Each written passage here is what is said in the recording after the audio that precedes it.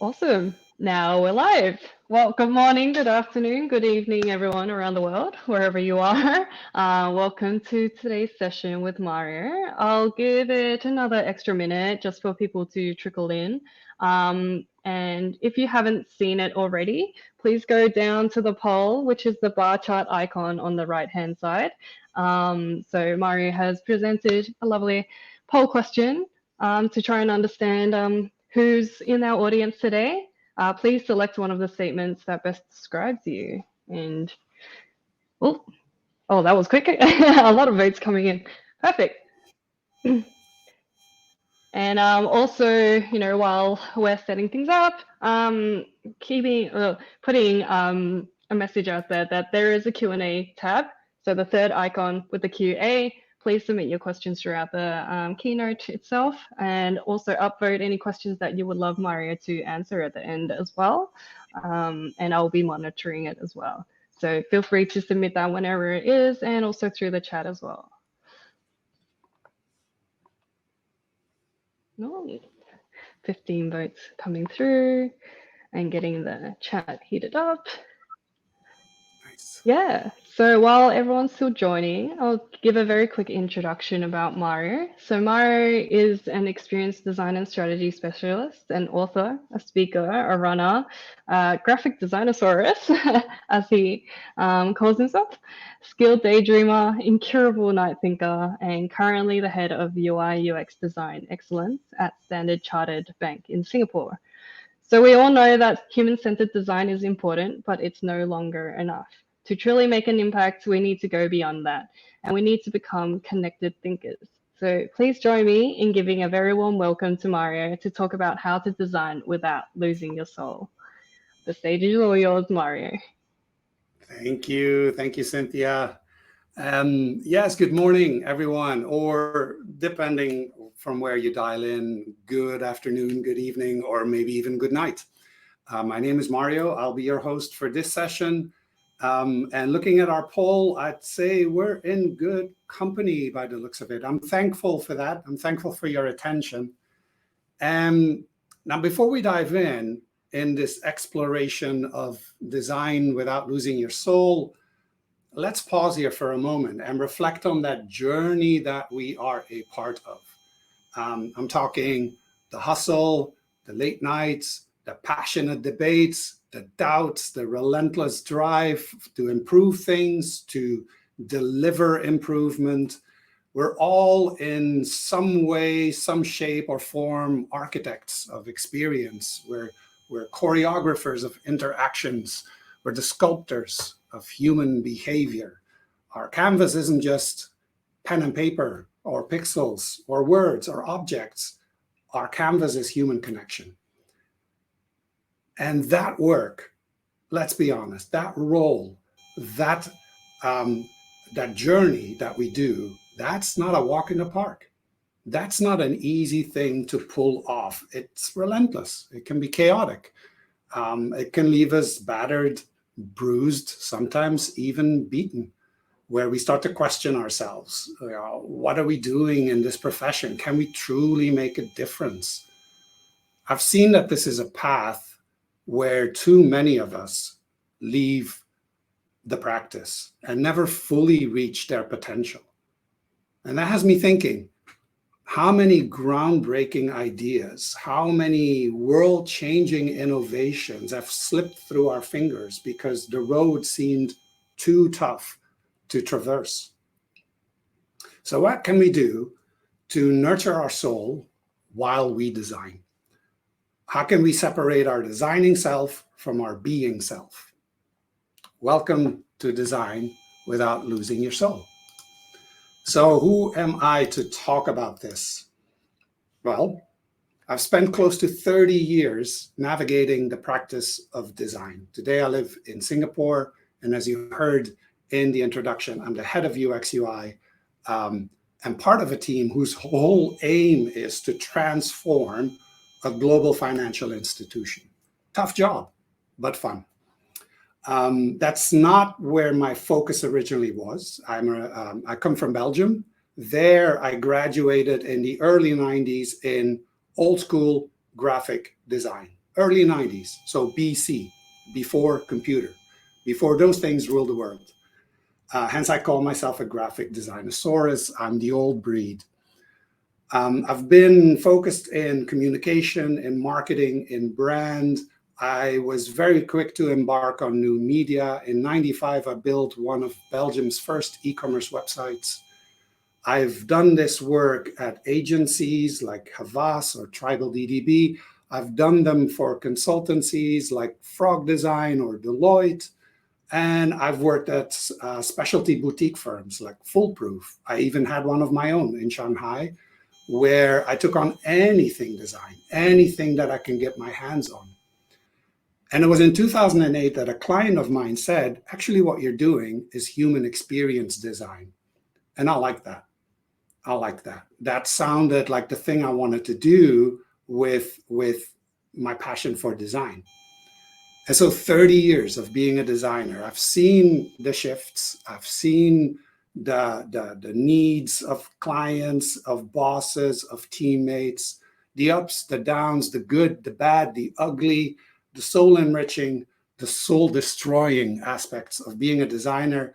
I can really claim I've been there, I've done that, and I've gone ahead and made this presentation for it. Now, a disclaimer first. And consider this your first pro tip. What I want to do is equip you with an approach and a mindset to overcome the difficulties and turmoil in design. And that is by me giving you advice. So this pro tip is anytime anyone gives you a piece of advice, they're really giving the advice they gave themselves. So what you will be hearing is techniques and thinking that I told myself, I advised myself in order to design without losing my soul. I've since learned that some of these techniques, most of them work quite well for others as well. I do quite a few mentoring and coaching sessions myself. I believe there's enough in this material to help you, but I'll let you be the judge of that in about an hour's time, yes? Okay, let's get going. First statement, even after 30 years, I believe in design. I truly, passionately believe in the power of design. It's an act that has and continues to build humanity. It shapes our world, and not just the artifacts. That's obvious. I see our rituals, our gestures, our words, our thoughts, our ideas. Those are all acts of design. And with that, we've created our world. I'm guided by a simple and profound principle that carries me through design challenges ever since I took that label of human experience designer. And that principle is people ignore design that ignores people.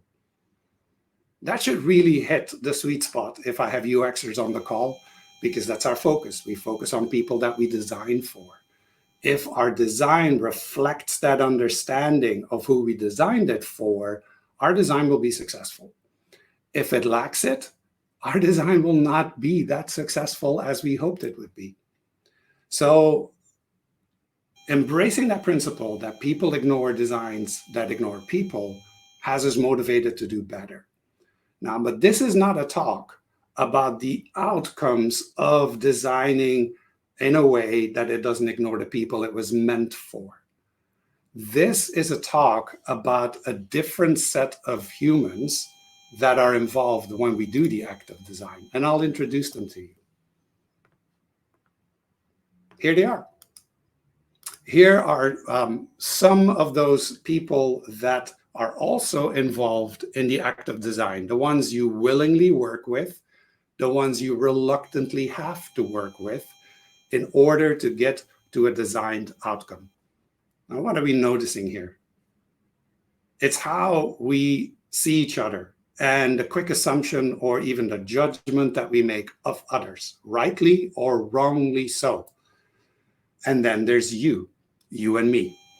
You and me, we get labeled under these same monikers by everyone else that we are in touch with when we do the act of design. Daily basis, weekly basis, full time.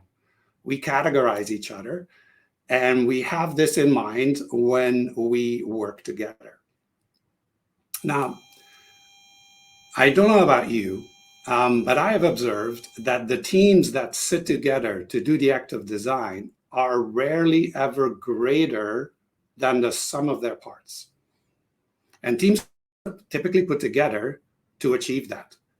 Smart people, craftsmen, deep thinkers put together because then the outcome will be more than what they're individually capable of doing that. And I rarely see that happen. We leave so much potential untapped. We're misaligned. We're knowingly or unknowingly holding others back, including ourselves. So, what do we bring to that equation? And how can we become humans that design with and for other humans? Let's begin. Let's begin with that first part, designing with humans. And that is often, if not always, skipped over when we start design. And it leads us in this labyrinth of assumptions, misunderstandings, missed opportunities. Let's unpack that. Let's unravel that. Let's dive into the kitchen, the heat in the kitchen. You may have heard that. I have certainly heard that from my leaders. If you can't stand the heat, get out this kitchen. Keep up or get out. This is how we work. This is the pace. This is the rhythm of getting to an outcome. More pressure to fit in. Take it on the chin. Grind it through. And design's supposed to be fun. Design is what we chose to do because we feel we can bring the best of us in it. Under these circumstances, though, does that sound like a capable or reasonable ask? What do I advise here?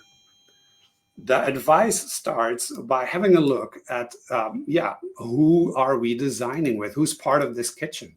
Let's break down this design kitchen, all the moving parts that are involved when we design with humans. I'll walk you through this one, and then I'll give you a heads up. At the end of our talk, you will have the ability to download this framework and another, and see if you can put to practice what I'm going to walk you through here, right? Let's start with our first components, the humans in the mix. Design brings many different aspects together. There is the control, the decision making around the design, and there's the creating of the design. That's one continuum that sets a playfield. The other continuum is that we tend to look at the whole potential of an idea, everything that's involved in it, and then the single parts that are needed to make that idea happen. Is this making sense? Give me a thumbs up if you're still with me. So thank you. So then what comes into play is that if you look at the whole of things, you're very much process minded, where especially if you look for control, whereas when you start to create the whole, you look for the outcome, you look for the result. If you're controlling parts that need to be built for that idea, you work at a slower pace than those that just want to create parts, that want to get on with it. That also gives a different look, where those that control the slow-moving parts do that very structured. Those that control the whole, which is very complex, do that unstructured. They have no choice but to do it unstructured because they can't control the whole thing, the whole system, the different networks, the different components or ecosystems. And similarly, when you look at parts that you want to create, there's the same variables that are going on here. When you make smaller parts that are forming the whole, you do this with a very short-term view. Get it done now. Whereas when you want to shift large things, you need to take a much longer term view in mind. All right, this is going to make sense, or a lot more sense, with the next slide. Because what that gives you is the combination of personas that are all coming together to do design. And most of us are a combination of these personas.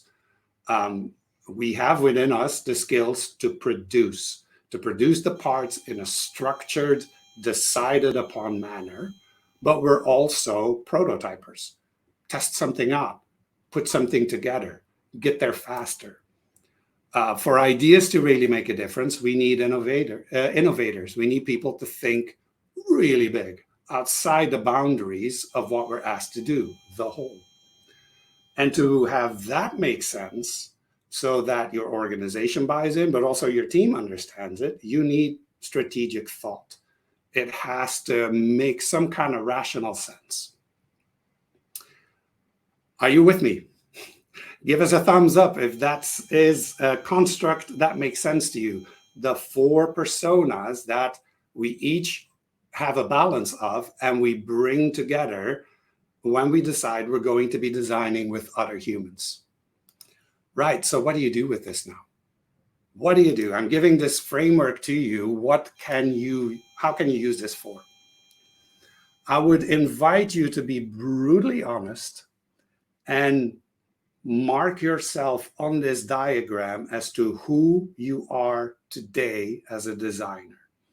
And the illustration here, the blue line here, is just hypothetical, would be someone who's really good at producing, but they need the structure, they need the decisions to be made for them, they need the methodology to be clear to do that. They have a fair degree of prototyping, but it's not their forte. Not much of an innovator. Typically, people that are feeling at their best in a structure lack that diversity or that diverse thinking that an innovator requires, and therefore also not yet that skilled in strong strategic thinking. This is who a person hypothetically could be. But that person might also have an ambition of who they want to be. And let's say in this scenario, you actually want to be much stronger in innovating. You feel that that's something that you really want to do. You don't know how to get there, but you really want to do that. And you recognize that your strategic chops really need to be strong as well. And that producing, you know what, I've lost interest in that. I want to be doing less of that. There's something that emerges here, but I want to do a next layer upon that. This is what is starting to build frustration, disappointment, or even shame in some cases within yourself. Then there's another view to layer upon that. Who are you experiencing you need to be by the others you design with? So those in a group, what is your perception of how are they seeing me? What do they want from me in this project? And that could give an entirely different picture. Now you work with people that want you to prototype fast, but you're not really a prototyper. They demand a strong innovation skill from you, but you're not there yet. They don't need you too much for strategy. So that demand is lower. But what emerges here? What are you noticing that is happening? This is what's happening. There are gaps. These gaps are the gaps between your expectation from yourself, excuse me, expectations you have of yourself between who you are today and who you want to be, and the perceptions you have of what people expect from you. And no one ever talks about that. Teams come together and never talk about that, never bring that to visibility, that we can adjust ourselves, that we can match our expectations a bit better. So what happens is you create what's called the zone of misery. because those gaps between where you are and where you want to be, where you are and where others need you to be, the further that's apart, the bigger the zone of misery. You're going to suffer. You're not going to have fun. It's going to eat away at your soul. If this gap goes unattended, you suffer. It's not always possible to close the gap. It's not always possible to meet an expectation that someone set out for you because of your capabilities not being there yet. But we're also not voicing that. We're feeling reluctant to bring that up because then we feel we're disappointing others because we're not meeting their expectations. That is an unhealthy way to design, and yet it happens on a daily basis. When we start clarifying the expectations we hold each other to, and we offer the vulnerability of the expectations we hold ourselves to, we have a chance to start closing these gaps, to shrink the zone of misery. Take out frustration, anger, shame, disappointment out of the act of design, which is a very powerful thing to do, because when you have this discussion among those that you design with, and you talk about the expectations that you hold yourself to and others to, it builds something else. It starts to create something very, very important for that team. Can you guess what that is? What comes to mind that can be generated by having a conversation with the people that you design with around the expectations that you hold of each other and of yourself? It's a big word. It's called trust. And trust is important because you will only ever design at the speed of trust. If you have strong trust with yourself and with those around you, your design takes off and goes places. If you don't, it's a grind. It erodes your soul. If things move very slowly, it's because there's not enough trust, and that needs to be addressed. That needs to be given time. Trust is very much like a battery. I want you to think of that, of trust in that manner. It's a battery. Every interaction you have with the humans you design with and with yourself is either going to be charging that battery, creating the trust, or it's going to deplete it. And if it's depleting it and you don't address it so that it instead recharges the battery, at one point that battery is gone and there is no more trust. It's volatile. It takes a lot more effort to charge the trust battery and the smallest misunderstanding to deplete it. But this is a thing that is required if we want to do the next segment of our act of design, and that is to design for humans. How do we design? When we design for humans, we have another technique for that, a technique that is asked of us. It's not one that I'm going to invent here for you. You are asked on a daily basis to do this, and no one ever pays attention to how it's done. You're being put in a scenario where you're asked to collaborate. Go ahead. Here's a team. Get together, do some design, and collaborate. It'd be fun. Collaboration is surprisingly hard. Maybe it doesn't feel like that. Maybe you're going, oh, what are you talking about, Mario? I mean, I collaborate with my teams. Sure, then I'll ask you, are you collaborating or are you cooperating? Collaboration for me happens when the sum of the parts give a bigger output.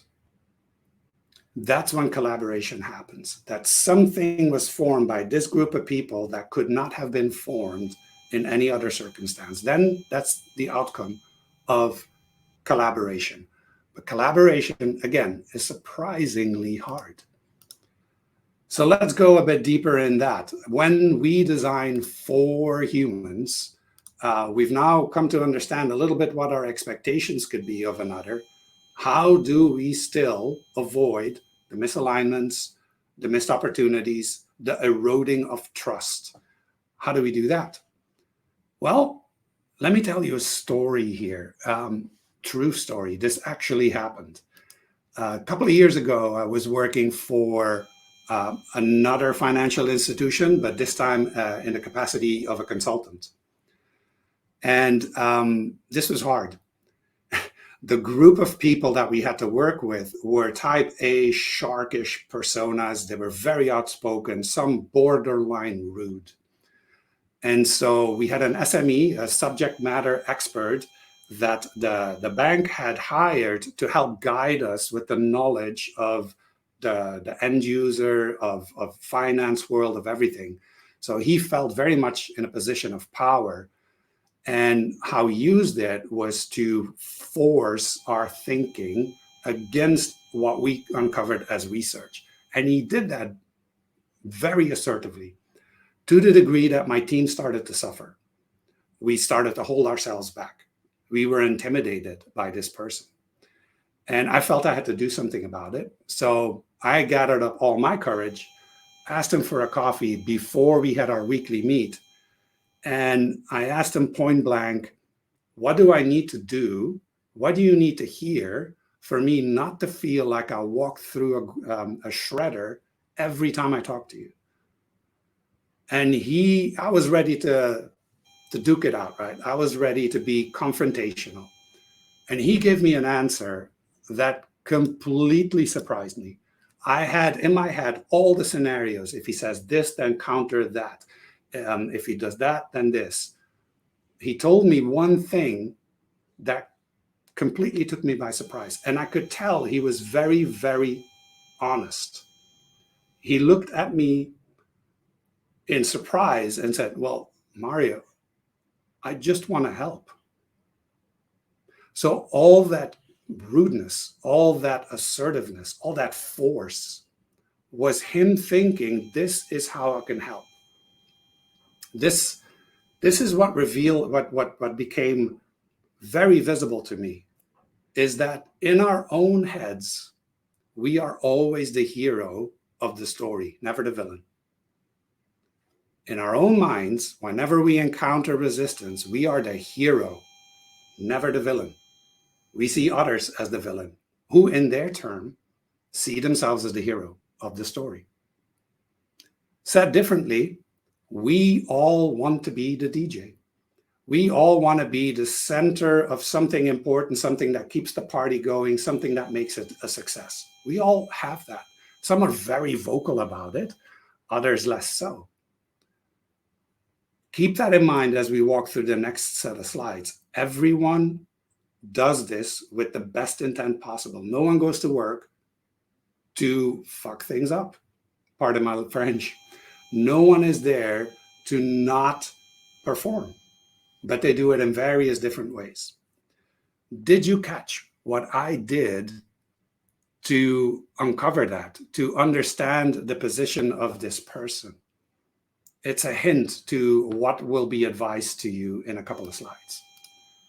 But let's go. Let's unpack designing for humans.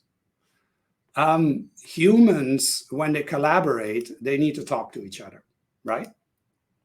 And that talking, again, forms a spectrum. There's talking that is done aloud. It's not aimed at anyone or at anything. It's just noise. It's one-way talking. But there's also two-way talking, where I am exchanging something. I hear something, I react. That could be done either collaboratively, I hear something, I build upon that, or competitively. I hear something, I push against it. I want to correct it. I want to improve it. Needless to say, what will come up is that you will suddenly start to recognize a lot of our conversations are competitive. Give me a thumbs up if that hit a nerve. So when we do that, right?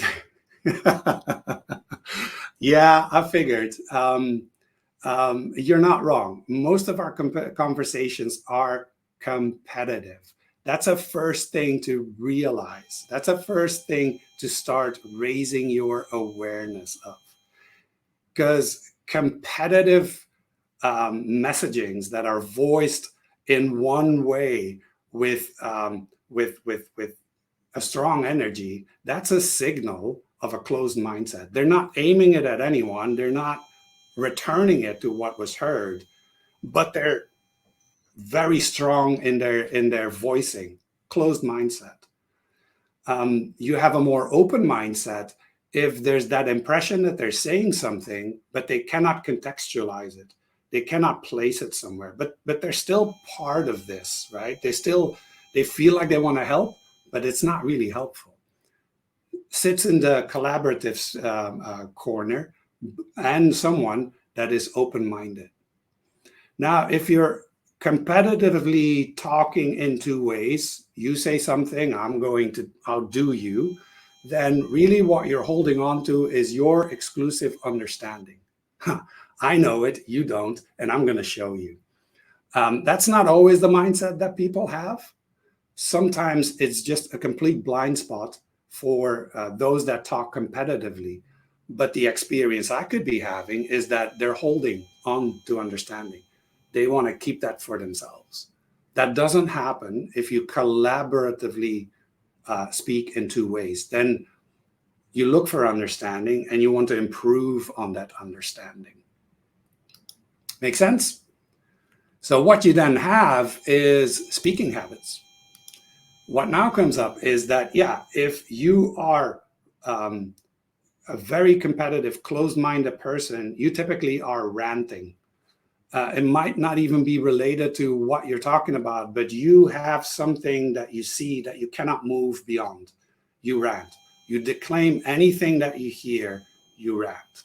Happens, but there's a reason behind why that happens. Remember, this person wants to be the DJ. He's the hero in his narrative. Those that debate, they give some form of opposition. They are pushing back, but they want to be the hero. How can you move that from a competitive conversation to a collaborative one? Those that just declare and just state information, whether it's relevant or not, they still have an open mind. They still are in a position to form a shared understanding, but they just may not know how to do that. They're unable to fit in what they just heard because they're probably still processing it. And they give you their knee-jerk reaction or they think out loud. And so all these things go in opposite directions. There's not a lot that can happen here because if this remains uncatered for, you have a whole mixed bag of those that are the antagonists. You feel that they're working against you. Those that are in opposition, they're not even part of the team. They're not even willing to try and work this out. Those that cooperate but don't bring value.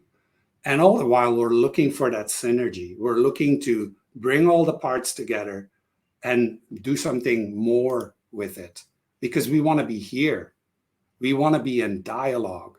We want to be exchanging information in two-way to build a shared understanding, to build synergy. That's what we need to do. What comes to mind if I told you everyone is the hero in their own narrative? Everyone wants to be the DJ. If you have that mindset in every interaction that you have in your team, you're in a position to apply your empathy. Empathy, that thing that we promise our clients or our end user, because I'm going to be understanding you and therefore I'm gaining insights on what works best for you. For all the empathy that we package up and sell as a product or service, we typically, very rarely, have any among us, the humans that design for other humans. We don't have empathy for each other. How strange is that? If we don't create the empathy with the people that we work with, how is there going to be empathy in the gift that we give in the shape of a design? It's not going to happen. See those that are in debate that oppose your information as good intent, wanting to be the DJ of the party. Those that just state information, help them connect it with what you've heard other people say or what you were just saying. Build on it. Those that rant against what is being said, maybe consider that they're seeing something that they feel is really important and they're not picking up that anyone is seeing just how important that is. It may be relevant, it may not be. The point is, can you hear them? Can they feel that they have been heard? When you get more people into dialogue, when you create a shared understanding, synergy will happen, I promise. And not only that, you will design. You will actually be in a position to design. That is what design will do, is bring a synergy where information, like ideas, like thoughts, were co-created, shaped together, and fully understood in a meaningful way by anyone part of that discussion. That is design. That is the sweet spot.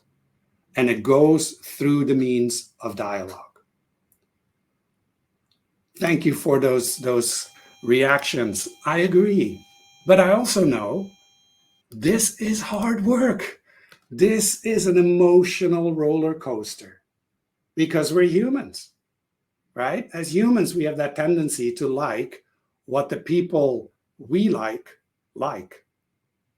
We tend to naturally gravitate to those that we feel understand us or those that make sense to us. We don't give enough time to those that give a bit of friction or resistance. But it's actually in that action, in trying to understand resistance, in trying to understand discourse, that's where synergy can happen. Yes, it's at the top right of the quadrant, but it actually emerges from bringing all the other quadrants into a dialogue. If we don't, nothing that we do together collaboratively is actually helping us as designers. What we need to do is embrace the diversity that we have in our group, truly embrace the diversity in thinking, in acting, in responding. Shift how you see those that you work with and for. Shift your perspective before you try to shift theirs. Act out of curiosity and not out of judgment. We're very quick to do the judgment. Remember the slide that we started with? The king, the gesture, the know-it-all, the know-nothing-at-all. That's how we work with people. Drop that. Drop the judgment and act out of curiosity. Now, why are they doing that? Why are they saying that? It goes against our instinct. It goes against our intuition. But then chances are, if you do that, you will learn something new. You will grow as a designer and you will grow as a human. Humans need other humans to feel human. With that perspective in mind, that makes collaboration a sign of generosity. Don't just cooperate. Don't just come together and do a job. To truly collaborate, generously handle resistance, misunderstanding, tensions that are arriving our way. It's the natural part of design, but we treat it as the unwanted part. In that resistance, in that tension, sit the new elements you need to consider to make your design more successful. And that will also enrich your soul because you just become a better practitioner. If it's not obvious yet, then it really lands with this statement. Not only do you design at the speed of trust, you design by the conversations that you can and cannot have. That's what I'm saying, brothers and sisters. That's the preaching I'm doing. You design by the conversations you can and cannot have. The quality of your design is equal to the quality of the conversations you had about it. Shitty dialogues, shitty design.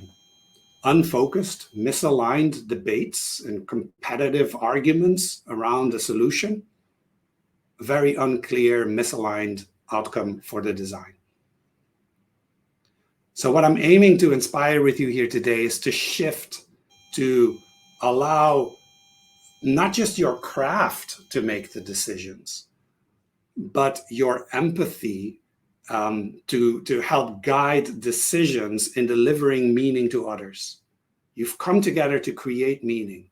You're not there as a single island. Your role is a bit bigger. Your role is to design how you design together. Doing that by hearing each other, not just listening, hearing each other, sets us up to design without losing our souls. It's straightforward. To be a human that can design with and for other humans, what we need to bring to the act of design is humanity. Even if your observation or your experience is that others in your group lack the humanity to meet you halfway. Drop in the chat the word that's coming up for you after having heard all that.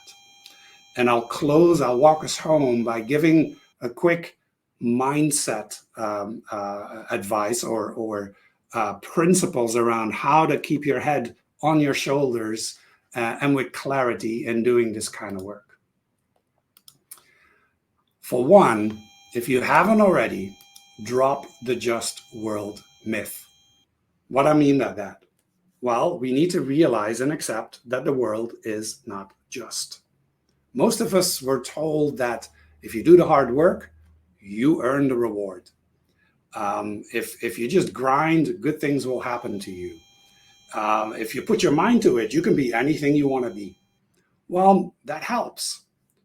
But my point here is that if this is our mindset, that we are owed something because we feel we deserve it, we're not going to go very far as designers. Most of us mature out of this, right, as we grow up. But some of us don't. And that's a real problem because the just world beliefs really anesthetize us to be proactive about anything, about identifying the need to change, about reaching out to other people and finding common grounds, because we will feel that we're the good person. Remember, we're the hero in our own head. So therefore, we deserve good things. And if all we do is be a good person, we will be rewarded. Well, it just doesn't work that way. The world is not a just world. It is a rough world. So what does a rough world look like? Well, in a rough world, good things and bad things happen to good and bad people. In a rough world, hard work often pays off, but not always.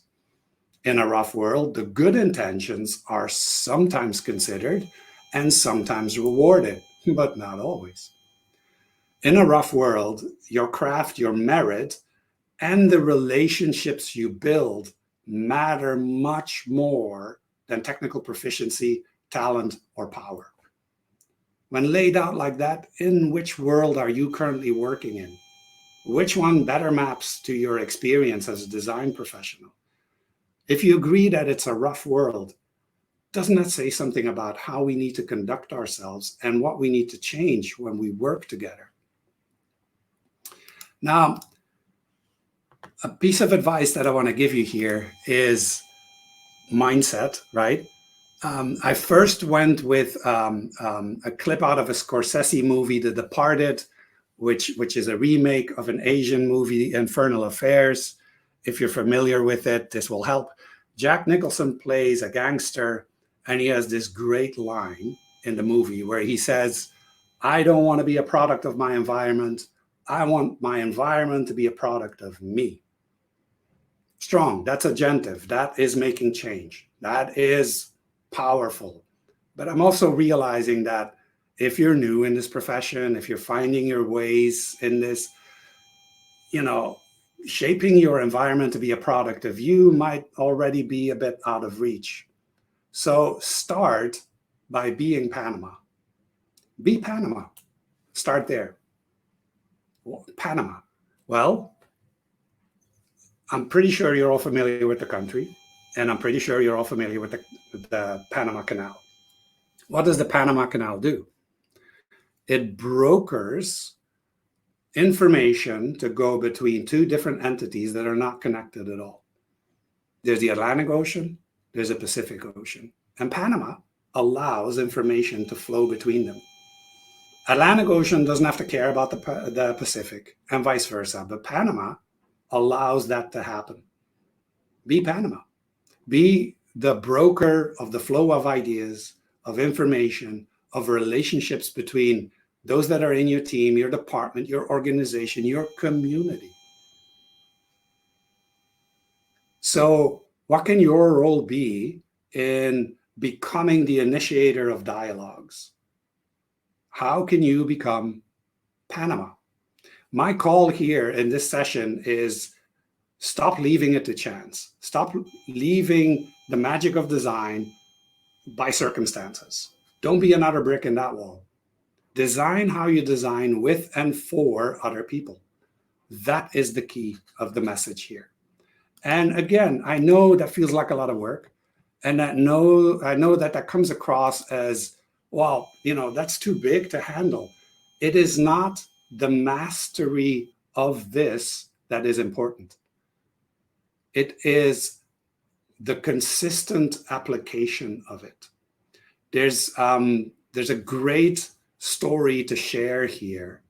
When we design, we all build a future together that is uncertain, unrealized. That's what we do as a profession. When we want to make a world that's better, but not yet realized, really what we're doing is we're aiming without a vision. We might have an idea of that vision, but we don't have an idea of the target. We're living in a world that's obsessed with hitting the target, right? But hitting the target is actually not the goal here. You don't have to be a master conversational practitioner here. You just need the practice of doing it over and over and over again. There's, and this is exemplified by a master archer in Kyoto. This is Japanese old school archery. There was a master named Kenzo who was so practiced in the art of Kyoto that he could replicate every single aspect of putting the bow in his hand, nuking the arrow, stance, breathing, aiming. He could hit a target without seeing it. He could do it in complete darkness. Why? Because he repetitively created the habits which creates the circumstances to hit the target.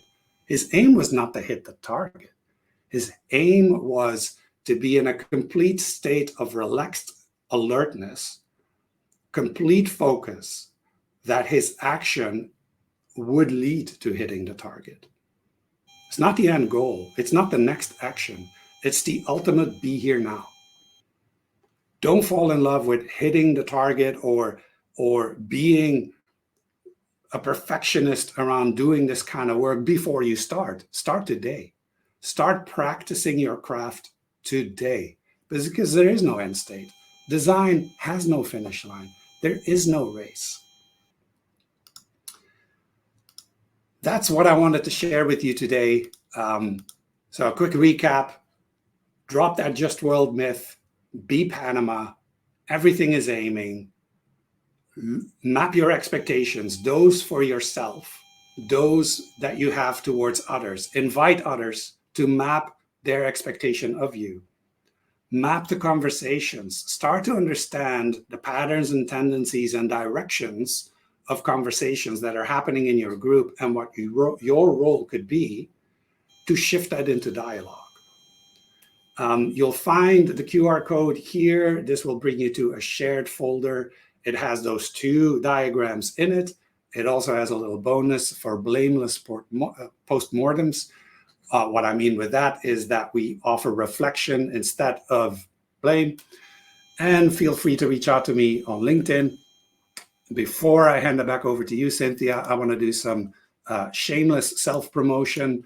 I wrote a book. It's available on Amazon. Go get it. It tells you more around how to design with meaning for self and meaning for others. And with that, I thank you all. I thank you for your attention. Thank you so much, Mario, for an amazing session. I don't, well, if you have a chance later to look over the chat, you'll see, like, I think a lot of what you presented today in your talk was very real and very raw and very relatable as well. There was just a flood Thank of you. comments. Everyone's like, "Wow, that was a reality check that I did not expect to be like, finding out for Yeah, and today." But yeah. either late at night or early morning. Yeah, yeah, a bit of an existential crisis in our day to Yes, day.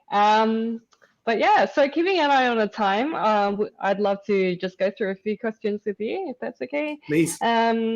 I'll start off with one of the questions that I found a bit pretty interesting, which is back to that statement that you were saying about how a lot of people see themselves in the eyes of resistance. A lot of people see themselves as a hero rather than the villain. So one of Yes. the audience members was asking, how do you stop yourself from trying to be the hero all the time?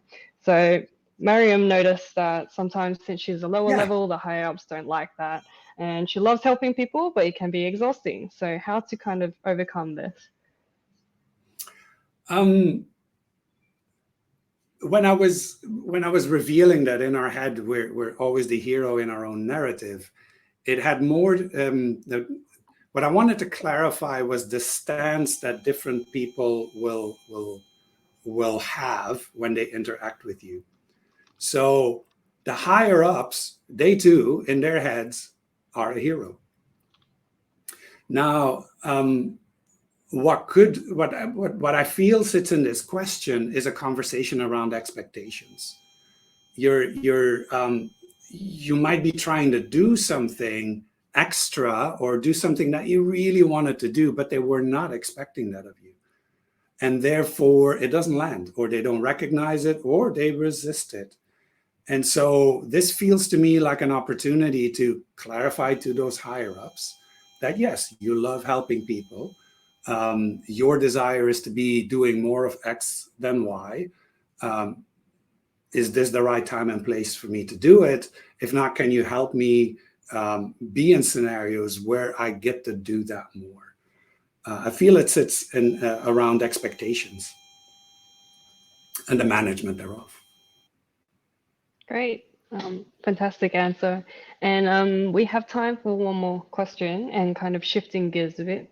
Um, Vivian would like to ask, how strategically can we break the barriers of typecasting designers due to organizational constraints then? Mm, And how difficult would that be? it is. Make no mistake, it's difficult. It's difficult because we ourselves typecast the same way. Therefore, we already have a perceived notion it's going to be difficult. But did you try? And what have you tried? It's a human connection that needs to happen here. It's not a function against function. It's not a department against another department. Um, Likely, this is a question that could come from someone in UX who's come to realize that organizations are not organized to do UX design because we're all in silos, we're all in hierarchies. And to do good design in UX or in service, we need to go horizontal across the whole thing. And then we meet resistances, then we meet objections or misunderstandings. But it's a human connection. It's not a profession or a functional a debate that needs to happen. Reach out to these people as a human being. I love that. And I think that's a really great way of kind of wrapping up this session about, the art of communication, art of human connection as well, and the importance of it in our everyday life. This communication and the human connection is very much embedded into how we live as a human here in our reality. So, yeah, thank you so Nice. much for this session. Unfortunately, we don't have any more time for any of the other fantastic questions. But if you do have any questions that you would you would like to continue the conversation, please feel free to reach out to Mario through all of his Yes, please. socials and on LinkedIn, on ADP list itself as well. We'll be sharing the slides and the recording as I was mentioning, and also the access to the Google Drive link folder that Mario was mentioning before. One of the audience members was saying that it's the access is blocked. So Okay. afterwards, if you could adjust that for us, please. But yes, we will be sending that through to all the ticket holders and the attendees to access after the BeMore Festival is over. But Okay. yeah, thank you so much for the I'll look into that. keynote. I love that topic, and there's a lot to reflect on as well. And there are so many like gem like quotes that I'll be using and applying to my own life as well. So thank you so much, Mario, Thank and you. thank you so much, everyone else. I'll see you Thank around you, at the other everyone. session. Thank you.